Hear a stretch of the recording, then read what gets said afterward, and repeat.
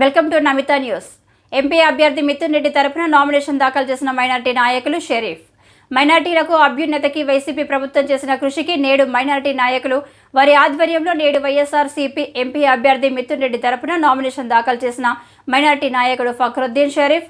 ఈ సందర్భంగా షరీఫ్ మాట్లాడుతూ మైనార్టీల అభ్యున్నతికి వైసీపీ ప్రభుత్వం ఎంతో కృషి చేసినందుకు కృతజ్ఞతలతో రాజంపేట పార్లమెంటు పరిధిలోని ముస్లింలంతా ఏకతాటిపైకి వచ్చాం. అందరూ కలిసి మంచి ఓటింగ్ శాతం పెంచి మిథున్ రెడ్డికి మద్దతుగా నిలుస్తున్నామని తెలియజేస్తూ మిథున్ రెడ్డి తరపున నామినేషన్ వేశాం అని తెలిపిన షరీఫ్.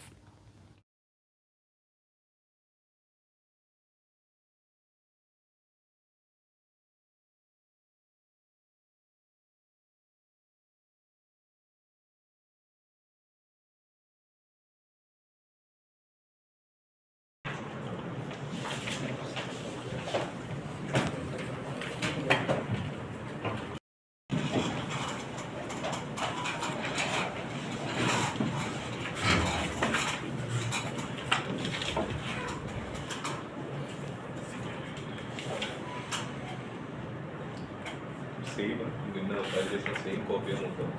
ఏమైనా చేంజెస్ ఉన్నాయా? ఒక ప్రపోజల్ చేయండి.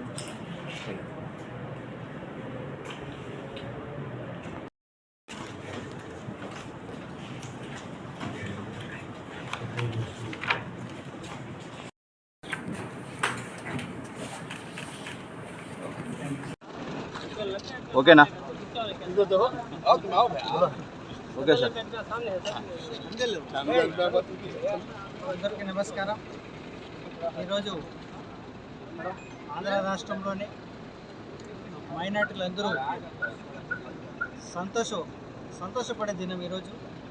ఎందుకంటే జగన్మోహన్ రెడ్డి గారి ఆదేశాల మేరకు, పెద్దిరెడ్డి రామచంద్రారెడ్డి గారి సూచన మేరకు పెద్దిరెడ్డి మిథున్ రెడ్డి గారు ఒక సంచలనమైన నిర్ణయం తీసుకున్నారు.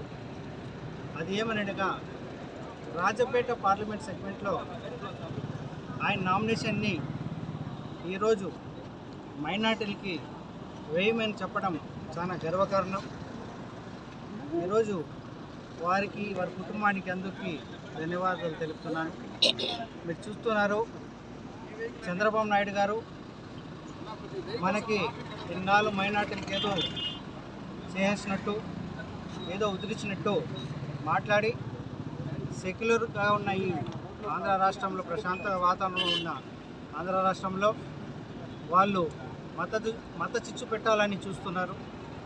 వారు మతత్వ పార్టీతో అధికారం కోసం తహతలాడుతూ చంద్రబాబు నాయుడు గారు బీజేపీతో జత కట్టడం మైనార్టీల మనోభావాలన్నీ దెబ్బతిన్నాయి.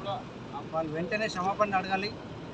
ఏదేమైనా సరే మనం రాజంపేట పార్లమెంట్ సెగ్మెంట్లోనే కాదు, రాష్ట్రంలోనే ఉన్న మైనార్టీలందరూ కూడా భారీ మెజార్టీ వైఎస్ఆర్ కాంగ్రెస్ పార్టీ అభ్యర్థిని గెలిపిస్తారని, పూర్తిగా 100% మైనార్టీ ఓట్లు ఓలే విధంగా ప్రతి యువకుడు, మసీద్ పెద్దలు, ఎవరైనా సరే ప్రతి ఒక్కరు కూడా, మహిళల ఓట్లు కూడా అధికంగా వైఎస్ఆర్ కాంగ్రెస్ పార్టీకి ఫ్యాన్ గుర్తుపై పడే విధంగా అందరూ సహకరించాలని చెప్పి మీ అందరినీ నేను కోరుకుంటున్నాను.